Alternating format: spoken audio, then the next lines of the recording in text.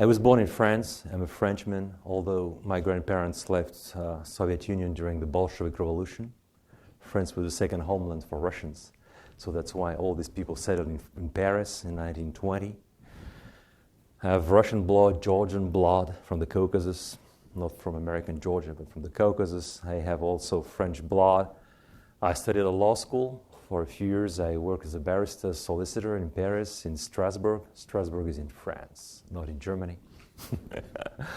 And in 1989, I moved to Finland.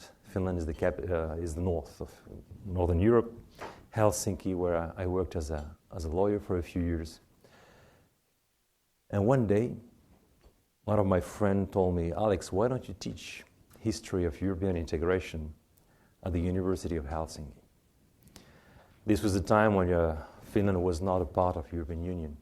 So people were very interested in this. What is this thing we call the European Union? So I said yes, and I went to university. I gave a course on history of European integration.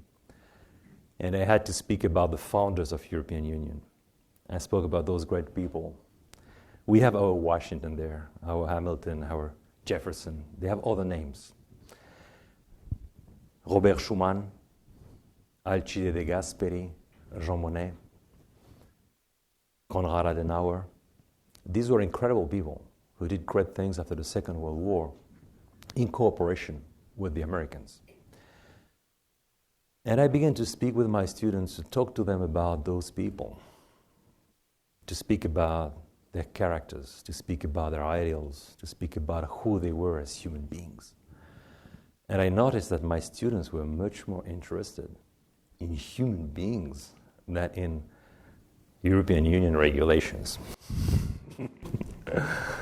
So, in a few hours, I understood that probably the university is not really doing its job. University gives people information, but it doesn't give really formation, character building. It doesn't give people meaning in work. And I noticed that my students wanted really to know, how do you become like this? Is there a science about that? We are here lawyers, but we just don't want to become specialists in law. We want to be like these people. We want to change the world. We want to change our lives. We want to dream a little bit. And then they asked me, is there a science for that? Well, the university has no topic for that. It has no idea how to help people develop and achieve their dreams in life. Has no idea about what leadership, in fact, is about. Because leadership that was taught in my time in universities as technical leadership. You know, how do you lead people? Leadership skills. It's not about how do you become like these people. It's how do you direct people. It's not about how do you transform yourself and help others transform themselves. It's about how do you just have a group of 10 people, how do you direct these people? What are the skills that you need for that? Independently of who you are as a human being. So my student helped me understood that I had to quit with law. And I quit with law. And that I had to dedicate myself to things that could be more important for them, to serve them, by discovering what would be this new topic, this new science we're going to speak about. I had an education in philosophy, not only in law. So I had an experience as a lawyer for many years. And then I thought I have to bring this together. Philosophy, life experience, professional experience. And I have to gather material. And I have to think about what is this that they really need. And I began to write a book. And the material I was gathering, mostly material was in English. We don't have much material, leadership material in French, in German, in Russian. Mostly this material is in English. I brought this material together and I began to write that book.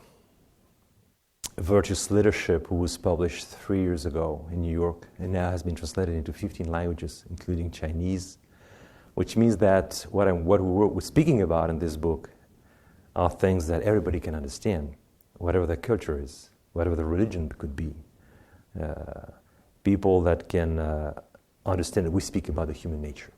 What we speak about in this book are, you will see concepts, notions that have more than 2,500 years of existence. So it's not a psychological approach. It's a deeply philosophical approach, but a simple approach, but philosophical. Philosophy as the foundation of leadership, not psychology. I understood quite quickly that psychology is very important in order to interact with people. You have to be a good psychologist if you want to interact well with people. But psychology doesn't give you meaning in life. It's not the basic science. The basic science is really philosophy, and you are going to understand why. Those concepts I'm going to use are philosophical concepts. They are very old concepts, ancient concepts, and we use them in everyday life, but we very often don't understand what do they really mean. So I began to write that book. I gather people, I begin to teach my students, to teach the business community, top management, teachers, directors of schools, in Finland, in the Nordic countries, in Russia, in France, in America. And I see that everywhere people react very well. People see that this is what we really need now. That's a new approach to leadership that is based on philosophy. The first thing that I came to was this idea that ancient Greek, Aristotle, Plato, and even before them, where people were used to contemplate human beings. This is the strength of these people. They were used to sit down and look at people. How do they behave? Why do they do that? What is human nature? They had an idea that there is a human nature, that human nature is something objective. While we know there are certain philosophers who tell you human nature is an illusion. But well, if you drink two liters of vodka, you're ill, even if you don't want to be ill.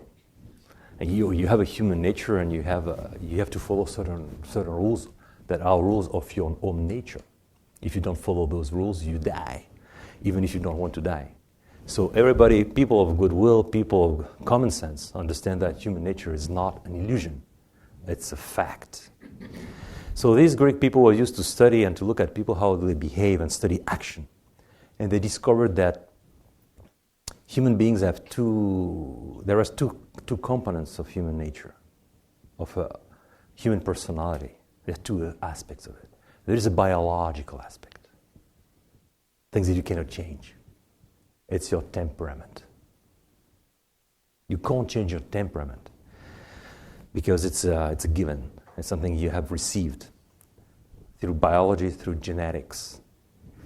But they say, well, you have hot-blooded people, you have choleric people, you have melancholic people. Americans are more choleric, Russians are more melancholic people. If you read Russian literature, you see these people are melancholic. Very often you say they are very strange for you. Those characters in Dostoevsky, you say, who are those guys? I'm not like that. Because Russians have a tendency towards melancholy. Americans have more tendency as a country, as a people, towards actions, towards, we call this cholerism. It's a good word, it's not a bad word. You have the hot-blooded person, you have the one who is more, I would say, shy or timid by nature. And you don't have to change that. The great founder of European Union, Robert Schuman, was a very shy personality. Very shy. But he was the only one who was able to make a decision when everybody was afraid and nobody knew what to do. And the reason is very simple. Those Greek people noticed that we human beings don't have only temperament. We are all the time building in ourselves a second nature. And they call this second nature character. Character is a seal that is printed on your temperament so that temperament ceases dominate your personality. And they made an incredible discovery. It's a discovery about freedom, that human beings are free because they can build this second nature. That is a free nature that you develop through your own actions, through your goodwill, through an action of your intellect, your heart, your will. And this creates in you what they call virtue.